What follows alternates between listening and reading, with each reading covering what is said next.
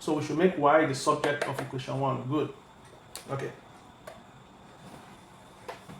So making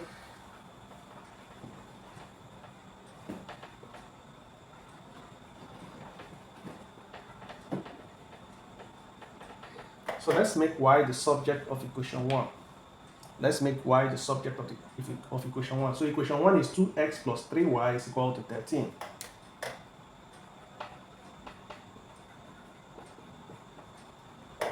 So making y the subject of equation 1 means 2x is going to move to the right, and also 3 is going to move to the right.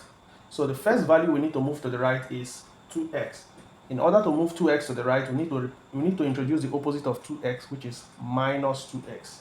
So we have 2x minus 2x plus 3y is equal to 13 minus 2x. So 2x will cancel 2x. We have 3y is equal to 13 minus 2x. Next, we need to eliminate 3. For us to do that, we need to divide both sides by 3. So divided by 3, divided by 3. 3 will cancel 3. We have y is equal to 13 minus 2x over 3. So now we've made y the subject of equation 1. So let's call this equation 3. So since we started with equation 1, when we are substituting, we are going to substitute into equation 2. We started with equation 1, so we are going to substitute into equation 2. So substituting means that wherever we see y in equation 2, we are going to replace it with 13 minus 2x divided by 3. So we're going to remove this y here and replace it with 13 minus 2x divided by 3. So let's do that.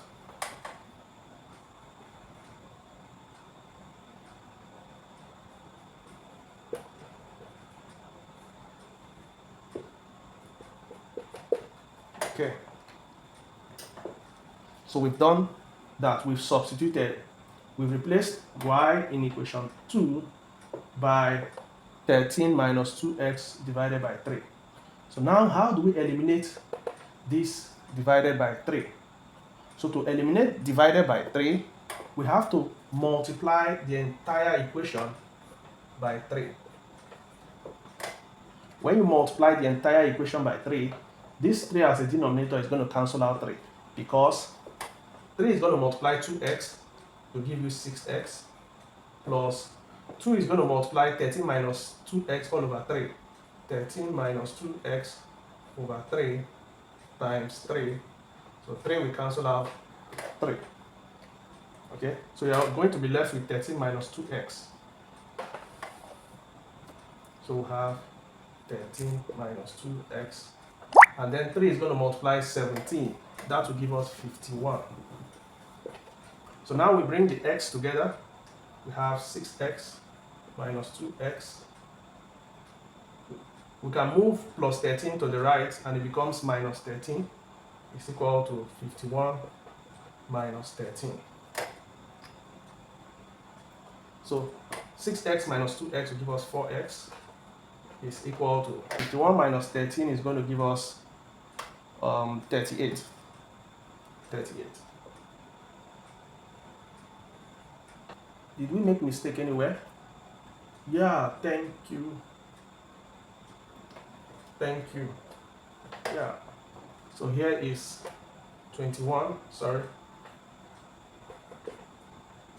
Here is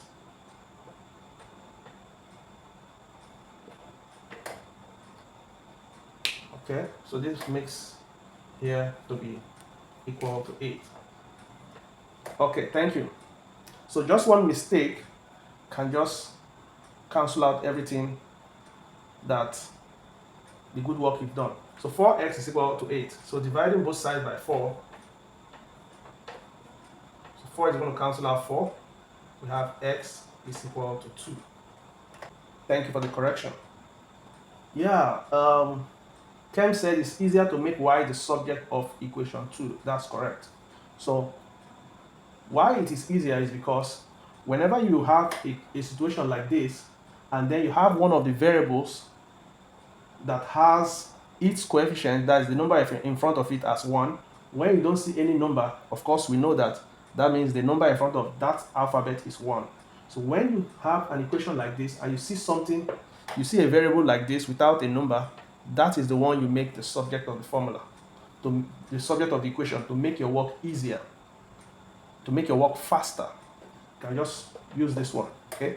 So, but we use this one because I told you guys to choose the one you want, okay? So if you decide to make this one the subject, you end up getting the same answer. Okay. So we've gotten x to be equal to 2.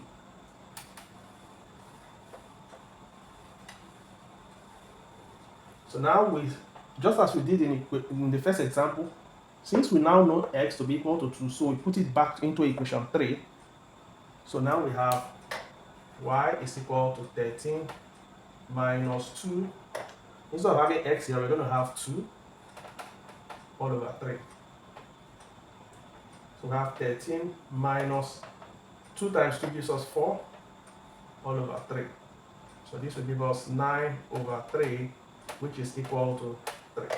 This means our final answer is x is equal to 2, comma y is equal to 3. Okay.